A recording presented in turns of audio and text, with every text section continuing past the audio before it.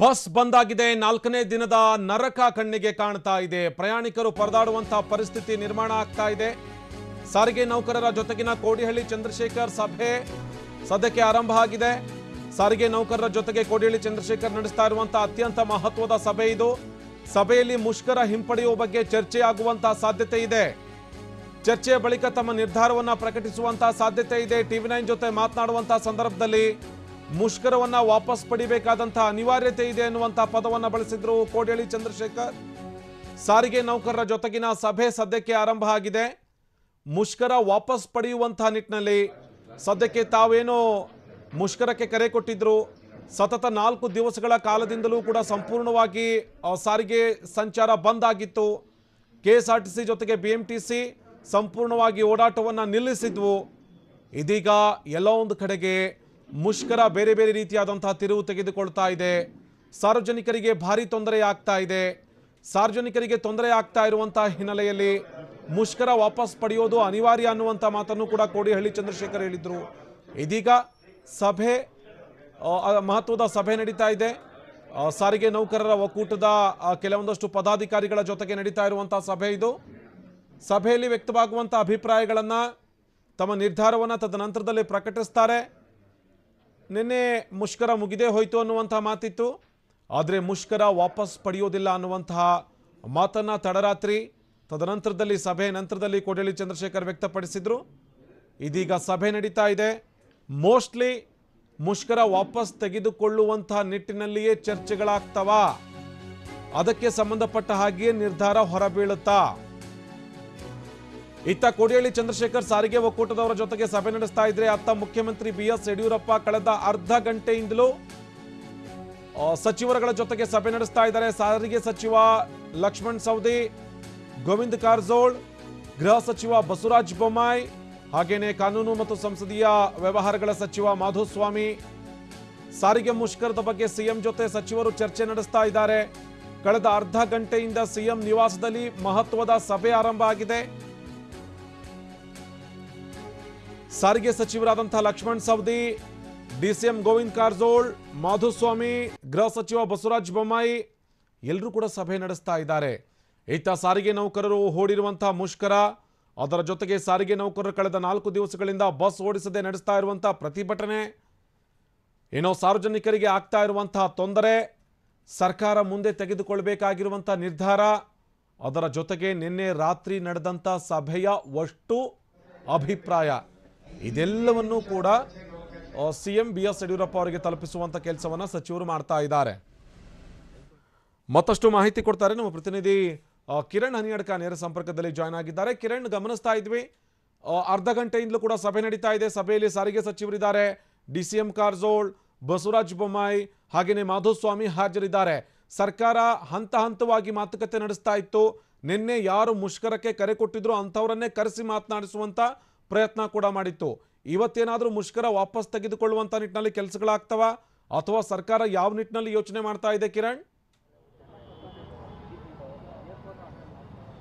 ಆನಂದ್, ಈಗ ರಾಜ್ಯ ಸರ್ಕಾರ 2 ವಿಚಾರಗಳಲ್ಲಿ ಯೋಚನೆಯನ್ನ ಮಾಡ್ತಾ ಇದೆ. ಒಂದು, ತ್ವರಿತವಾಗಿ ಸಾರಿಗೆ ನೌಕರರನ್ನ ಮುಷ್ಕರವನ್ನು ವಾಪಸ್ ಪಡಿಸುವಂಥದ್ದು. ಅದರ ಜೊತೆಗೆ ನಿನ್ನೆಯ ಸಭೆಯಲ್ಲಿ, ಅಂದರೆ ನಿನ್ನೆ ಇಡೀ ದಿನ ನಡೆಸಿದಂತಹ ಸಭೆಗಳಲ್ಲಿ ಮುಷ್ಕರ ನಿರತರಿಗೆ ಕೊಟ್ಟಂತಹ ಭರವಸೆಗಳೇನಿತ್ತು, ಆ ಭರವಸೆಗಳನ್ನು ಈಡೇರಿಸುವಂತಹ ನಿಟ್ಟಿನಲ್ಲಿ ತೆಗೆದುಕೊಳ್ಳಬೇಕಾದಂತಹ ಕ್ರಮಗಳು, ಈ 2 ವಿಚಾರಗಳ ಬಗ್ಗೆ ಇವತ್ತು ಮುಖ್ಯಮಂತ್ರಿಗಳ ನೇತೃತ್ವದಲ್ಲಿ ನಡೆದಿರುವಂತಹ ಸಭೆಯಲ್ಲಿ ಚರ್ಚೆಯನ್ನು ನಡೆಸಲಾಗ್ತಿದೆ. ಪ್ರಮುಖವಾಗಿ ಮೊದಲ ಆದ್ಯತೆ ಇರುವಂಥದ್ದು ಮುಷ್ಕರವನ್ನು ಆದಷ್ಟು ಶೀಘ್ರವಾಗಿ ವಾಪಸ್ ಪಡಿಸಿ ಇಲ್ಲಿ ಬಸ್ಗಳನ್ನು ರಸ್ತೆಗಿಳಿಸುವಂಥ ನಿಟ್ಟಿನಲ್ಲಿ ಸರ್ಕಾರದ ಪ್ರಮುಖ ಆದ್ಯತೆ ಆಗಿದೆ. ಆ ಕಾರಣಕ್ಕಾಗಿ ಈಗ ಮತ್ತೊಂದು ಸುತ್ತಿನ ಒಂದು ತ್ವರಿತವಾದಂತಹ ಮಾತುಕತೆಯನ್ನು ನಡೆಸುವಂತಹ ನಿಟ್ಟಿನಲ್ಲೂ ಕೂಡ ಸರ್ಕಾರ ಯೋಚನೆಯನ್ನ ಮಾಡ್ತಾ ಇದೆ. ಯಾಕೆಂದ್ರೆ ಈಗಾಗಲೇ ಸದ್ಯಕ್ಕೆ ಬರ್ತಿರುವಂತಹ ಮಾಹಿತಿಗಳ ಪ್ರಕಾರ ಬಹುತೇಕ ಮಧ್ಯಾಹ್ನದ ವೇಳೆಗೆ ಮುಷ್ಕರ ವಾಪಸ್ ಆಗತ್ತೆ ಅನ್ನುವಂತಹ ಒಂದು ಮಾಹಿತಿಗಳು ಸಿಗ್ತದೆ. ಆ ಮಾಹಿತಿ ಈಗ ಮುಖ್ಯಮಂತ್ರಿಗಳಿಗೂ ಕೂಡ ಸಿಕ್ಕಿದೆ. ಸಚಿವರುಗಳು ಕೂಡ ಅದೇ ಮಾಹಿತಿನ ಸಿಎಂಗೆ ಕೊಟ್ಟಿದ್ದಾರೆ. ಹೀಗಾಗಿ ಆ ಒಂದು ವಿಚಾರದಲ್ಲಿ ಸರ್ಕಾರದ ಪ್ರಯತ್ನ ಒಂದಷ್ಟು ಕಡಿಮೆ ಆದರೂ ಕೂಡ, ಅಂದ್ರೆ ಮುಷ್ಕರವನ್ನು ವಾಪಸ್ ಪಡಿಸುವಂತಹ ಒತ್ತಡದಿಂದ ಒಂದಷ್ಟು ಸರ್ಕಾರಕ್ಕೆ ಒತ್ತಡ ಕಡಿಮೆ ಆದರೂ ಕೂಡ ನಂತರದ ಕೆಲಸಗಳು ಬಾಕಿ ಇರುವಂತಹ ಕಾರಣಕ್ಕಾಗಿ ಆ ನಿಟ್ಟಿನಲ್ಲೂ ಕೂಡ ಸರ್ಕಾರದ ಮಟ್ಟದಲ್ಲಿ ಈಗ ಚರ್ಚೆಯನ್ನು ನಡೆಸಲಾಗ್ತಿರುವಂಥದ್ದು. ಅಂದ್ರೆ ನಿನ್ನೆ ನಡೆದಂತಹ ಸಭೆಯಲ್ಲಿ ಸುಮಾರು 8 ರಿಂದ 9 ಭರವಸೆಗಳನ್ನ ಈಡೇರಿಸುವಂತಹ ಒಂದು ವಿಚಾರದಲ್ಲಿ ಭರವಸೆಯನ್ನು ಮುಷ್ಕರ ನೇತೃತ್ವಕ್ಕೆ ಕೊಡಲಾಗಿದೆ. ಹೀಗಾಗಿ ಇವತ್ತು ಮುಷ್ಕರ ನಿರತರು ವಾಪಸ್ ಪಡೆದರೂ ಕೂಡ ಆ ಭರವಸೆಗಳನ್ನು ತ್ವರಿತವಾಗಿ ಈಡೇರಿಸದೇ ಇದ್ದಲ್ಲಿ ಮತ್ತೊಮ್ಮೆ ಸಾರಿಗೆ ನೌಕರರು ಮುಷ್ಕರವನ್ನ ಮಾಡುವಂತ ಅಪಾಯ ಇದ್ದೇ ಇದೆ. ಹೀಗಾಗಿ ಆ ಅಪಾಯ ಎದುರಾಗಬಾರದು ಅನ್ನುವಂಥ ಕಾರಣಕ್ಕಾಗಿ ಕೊಟ್ಟಿರುವಂತಹ ಭರವಸೆಗಳನ್ನು ಈಡೇರಿಸುವಂತ ನಿಟ್ಟಿನಲ್ಲೂ ಕೂಡ ಸರ್ಕಾರ ಈಗ ಚಿಂತನೆಯನ್ನು ಮಾಡಿ ಆ ನಿಟ್ಟಿನಲ್ಲಿ ಚರ್ಚೆಯನ್ನು ಮಾಡ್ತಿರುವಂಥದ್ದು. ಆದರೆ ನಿನ್ನೆ ಕೊಟ್ಟಿರುವಂತಹ ಭರವಸೆ ಏನಿತ್ತು ಆ ಭರವಸೆಯನ್ನು ಕಾರ್ಯರೂಪಕ್ಕೆ ತರಬೇಕಾದ್ರೆ ಸರ್ಕಾರದ ಮುಂದೆ ಕೂಡ ಒಂದಷ್ಟು ಸವಾಲುಗಳಿದೆ. ಅಲ್ಲಿ ಮಾಡಿರುವಂತಹ ಘೋಷಣೆಗಳೇನಿದೆ ಎಲ್ಲವೂ ಕೂಡ ಹಣಕಾಸಿಗೆ ಸಂಬಂಧಪಟ್ಟಂತಹ ಘೋಷಣೆಗಳು, ಯಾವುದೂ ಕೂಡ ಹಣಕಾಸೇತರ ಘೋಷಣೆಗಳು ಅಥವಾ ಭರವಸೆಗಳು ನಿನ್ನೆ ಕೊಟ್ಟಿಲ್ಲ. ಎಲ್ಲವೂ ಕೂಡ ಸಾರಿಗೆ ನೌಕರ ಭರವಸೆಯನ್ನು ಈಡೇರಿಸಬೇಕಾದ್ರೆ ಅಲ್ಲಿ ಹಣಕಾಸಿನ ಲಭ್ಯತೆ ಬಹಳ ಮುಖ್ಯವಾಗುತ್ತೆ.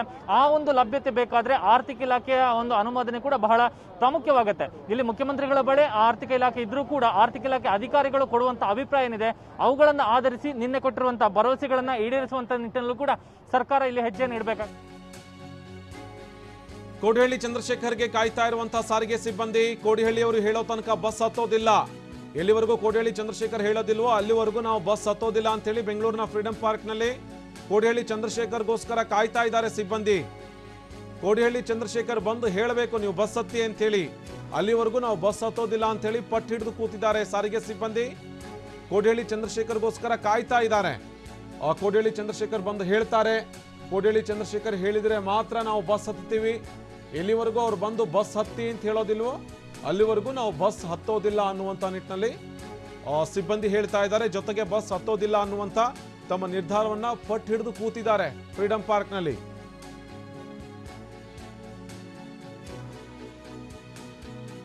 ಇನ್ನು ಫ್ರೀಡಂ ಪಾರ್ಕ್ಗೆ ಕೋಡಿಹಳ್ಳಿ ಚಂದ್ರಶೇಖರ್ ಹೊರಟಿದ್ದಾರೆ.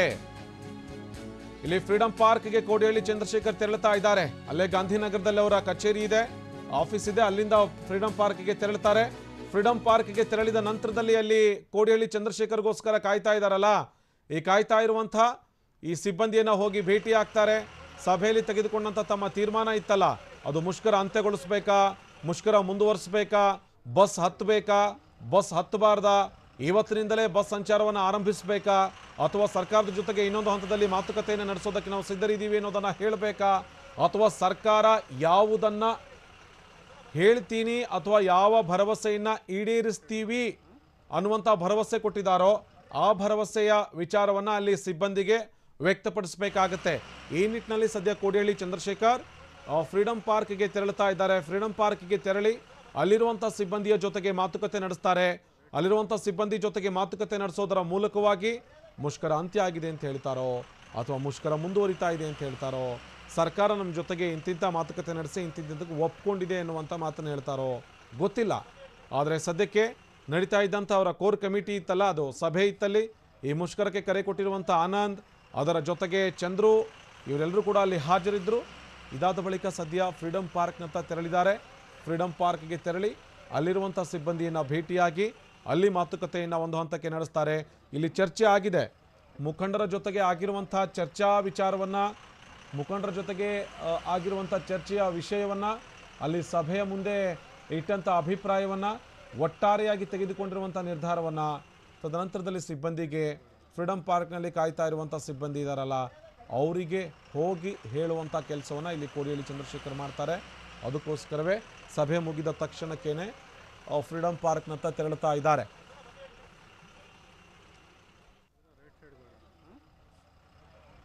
ಇನ್ನು ಬನಶಂಕರಿಯಲ್ಲಿ ಬಸ್ ಸಂಚಾರ ಆರಂಭ ಆಗಿದೆ. ಬಹುತೇಕವಾಗಿ ಬೇರೆ ಬೇರೆ ಭಾಗಗಳಲ್ಲಿ ಭದ್ರತೆಯ ಜೊತೆಗೇನೆ ಅಲ್ಲಿ ಪೊಲೀಸರನ್ನ ನಿಯೋಜನೆ ಮಾಡಿ ಜನರನ್ನ ಅಲ್ಲಿ ಹತ್ತಿಸಿ ಬೇರೆ ಕಡೆಗೆ ಕಳಿಸುವಂಥ ಅಥವಾ ಅವರ ಪ್ರಯಾಣಿಸುವಂಥ ಜಾಗಕ್ಕೆ ಕಳಿಸುವಂಥ ಕೆಲಸಗಳಾಗ್ತಾ ಇದೆ. ಬನಶಂಕರಿ ಭಾಗದಲ್ಲಿ, ಯಶವಂತಪುರ ಭಾಗದಲ್ಲಿ, ಶಿವಾಜಿನಗರ ಭಾಗದಲ್ಲಿ ಎಲ್ಲ ಕಡೆ ಕೂಡ ಬಸ್ಸನ್ನು ಹತ್ತಿಸಿ ಬಸ್ ಸಂಚಾರವನ್ನು ಶುರು ಮಾಡುವಂಥ ನಿಟ್ಟಿನಲ್ಲಿಯೇ ಸಾಕಷ್ಟು ಕೆಲಸ ಕಾರ್ಯಗಳು ನಡೀತಾ ಇದ್ದಾವೆ. ಕೋಡಿಹಳ್ಳಿ ಚಂದ್ರಶೇಖರ್ ಫ್ರೀಡಂ ಪಾರ್ಕ್ನ ಕಡೆಗೆ ತೆರಳುತ್ತಾ ಇರುವಂತಹ ದೃಶ್ಯಾವಳಿಗಳನ್ನು ನೋಡ್ತಾ ಇದ್ದೀವಿ. ಕೋಡಿಹಳ್ಳಿ ಚಂದ್ರಶೇಖರ್ ಈ ಒಟ್ಟಾರೆ ಮುಷ್ಕರದ ಕಂಪ್ಲೀಟ್ ಆದಂಥ ನೇತೃತ್ವವನ್ನು ವಹಿಸಿಕೊಂಡಂಥವರು, ರೈತ ಸಂಘಟನೆಗಳ ಜೊತೆಗೆ ಇದ್ದಂಥ ಮುಷ್ಕರವನ್ನು ಅಥವಾ ರೈತ ಸಂಘಟನೆಗಳು ಕರೆ ಕೊಟ್ಟಿದ್ದಂಥ ಮುಷ್ಕರ ಮುಗಿದ ನಂತರದಲ್ಲಿ ಈ ಸಾರಿಗೆ ಸಿಬ್ಬಂದಿ ಮುಷ್ಕರಕ್ಕೆ ಕರೆ ಕೊಟ್ಟಿತ್ತು. ಸಾರಿಗೆ ಸಿಬ್ಬಂದಿ ಮುಷ್ಕರಕ್ಕೆ ಕರೆ ಕೊಟ್ಟ ನಂತರದಲ್ಲಿ ಸತತ 4 ದಿವಸಗಳ ಕಾಲ ಕಂಪ್ಲೀಟ್ ಆಗಿ ಇವತ್ತು 4ನೇ ದಿನ ಇವತ್ತು ಬಸ್ ಸಂಚಾರ ಆರಂಭ ಆಗಿಲ್ಲ. ಇಲ್ಲಿಯವರೆಗೆ ಈ ಕ್ಷಣದವರೆಗೆ ಅಲ್ಲೊಂದು ಇಲ್ಲೊಂದು ಬಸ್ ಓಡಾಡ್ತಾ ಇದ್ದಾವೆ ಅನ್ನೋದನ್ನು ಹೊರತುಪಡಿಸಿದ್ರೆ ಬಸ್ ಸಂಚಾರ ಇಲ್ಲ. ಇದೀಗ ಫ್ರೀಡಂ ಪಾರ್ಕ್ನತ್ತ ಕೋಡಿಹಳ್ಳಿ ಚಂದ್ರಶೇಖರ್ ಆಗಮಿಸಿದ್ದಾರೆ. ಫ್ರೀಡಂ ಪಾರ್ಕ್ನತ್ತ ಬಂದಿರುವಂಥ ಕೋಡಿಹಳ್ಳಿ ಚಂದ್ರಶೇಖರ್ ಏನು ಹೇಳ್ತಾರೆ? ಮುಷ್ಕರ ಅಂತ್ಯ ಆಗಿದೆ ಎನ್ನುವಂಥ ಮೆಸೇಜನ್ನು ಪಾಸ್ ಮಾಡ್ತಾರಾ, ಅಥವಾ ಮುಷ್ಕರವನ್ನು ನಿಲ್ಲಿಸಿ ಸರ್ಕಾರ ನಮ್ಮ ಬೇಡಿಕೆಗೆ ಸ್ಪಂದಿಸಿದೆ ಎನ್ನುವಂಥ ವಿಚಾರವನ್ನು ಹೇಳ್ತಾರಾ, ಅಥವಾ ಯಾವ ವಿಚಾರವನ್ನು ಅಲ್ಲಿ ಸ್ಪಷ್ಟಪಡಿಸ್ತಾರೋ ಗೊತ್ತಿಲ್ಲ. ಮತ್ತೊಂದು ಹಂತದ ಮುಷ್ಕರಕ್ಕೆ ಏನಾದರೂ ಕರೆ ಕೊಟ್ಟರೆ ಖಂಡಿತವಾಗಿಯೂ ಸಾರ್ವಜನಿಕರಿಗೆ ಭಾರಿ ಮಟ್ಟದ ತೊಂದರೆ ಆಗುತ್ತೆ. ಸರ್ಕಾರ ಈಗಲೇ ಹೆಣಗಾಡ್ತಾ ಇದೆ. ಹೇಗಪ್ಪ ನಾವು ಈ ಮುಷ್ಕರವನ್ನು ಅಂತ್ಯಗೊಳಿಸುವಂಥ ನಿಟ್ಟಿನಲ್ಲಿ ಕೆಲಸ ಮಾಡಬೇಕು, ಅಥವಾ ಒಂದೊಮ್ಮೆ ಮುಷ್ಕರ ನಡೀತಾ ಇದ್ದಂಥ ಸಂದರ್ಭದಲ್ಲಿ ಪ್ರಯಾಣಿಕರಿಗೆ ಅನುಕೂಲ ಆಗುವಂಥ ನಿಟ್ಟಿನಲ್ಲಿ ವೆಹಿಕಲ್ನ ವ್ಯವಸ್ಥೆಗಳನ್ನು ಮಾಡೋದರಲ್ಲೇ ಸಾಕಷ್ಟು ಹೆಣಗಾಡ್ತಾ ಇದೆ. ಇಂಥ ಸಂದರ್ಭದಲ್ಲಿ ಮತ್ತೇನಾದರೂ ಮುಷ್ಕರ ಮುಂದುವರಿಸೋದಕ್ಕೇನಾದರೂ ಕರೆ ಕೊಡ್ತಾರಾ? ಆದರೆ ಅಂಥ ಸಾಹಸಕ್ಕೆ ಕೈ ಹಾಕಲಿಕ್ಕಿಲ್ಲ ಅಂಥೇಳಿ ಅನಿಸುತ್ತೆ. ಯಾಕೆ ಅನ್ನೋದನ್ನು ನೋಡ್ತಾ ಹೋದರೆ ಕೋಡಿಹಳ್ಳಿ ಚಂದ್ರಶೇಖರ್ ಟಿವಿ9 ಜೊತೆ ಮಾತನಾಡುವಂಥ ಸಂದರ್ಭದಲ್ಲಿ ಅನಿವಾರ್ಯವಾಗಿ ನಾವು ಮುಷ್ಕರವನ್ನು ವಾಪಸ್ ಪಡಿಬೇಕಾದಂಥ ಪರಿಸ್ಥಿತಿ ನಿರ್ಮಾಣ ಆಗುತ್ತಾ ಅನ್ನುವಂಥ ನಿಟ್ಟಿನಲ್ಲೂ ಕೂಡ ಮಾತುಕತೆಯನ್ನು ನಡೆಸಿದ್ರು ಅಥವಾ ಮಾತನಾಡಿದರು. ಹೀಗಾಗಿ ಬಹುತೇಕ ಮುಷ್ಕರ ಅಂತ್ಯ ಆಗಿ ಸಿಬ್ಬಂದಿ ಬಸ್ ಹತ್ತಿ ಪ್ರಯಾಣಿಕರ ಸೇವೆಗೆ ರೆಡಿ ಆಗ್ತಾರಾ ಅನ್ನುವಂಥ ಲಕ್ಷಣಗಳೇ ಜಾಸ್ತಿ ಕಾಣಿಸ್ತಾ ಇವೆ. ಆದರೆ ಒಂದು ವಿಚಾರ ಇಲ್ಲಿ ಗಮನಿಸಬೇಕು, ಕೋಡಿಹಳ್ಳಿ ಚಂದ್ರಶೇಖರ್ ನೇತೃತ್ವ ವಹಿಸಿದ್ರೋ ಅಥವಾ ಕೋಡಿಹಳ್ಳಿ ಚಂದ್ರಶೇಖರ್ ಮುಂದೆ ನಿಂತು ಈ ಪ್ರತಿಭಟನೆಯ ನೇತೃತ್ವ ವಹಿಸಿದ್ರೋ ಅಥವಾ ಪ್ರತಿಭಟನೆ ನಡೆಸ್ತಾ ಇದ್ರೋ, ಮುಷ್ಕರಕ್ಕೆ ಕರೆ ಕೊಟ್ಟಿದ್ರು, ಅದೆಲ್ಲ ಬೇರೆ ವಿಚಾರ.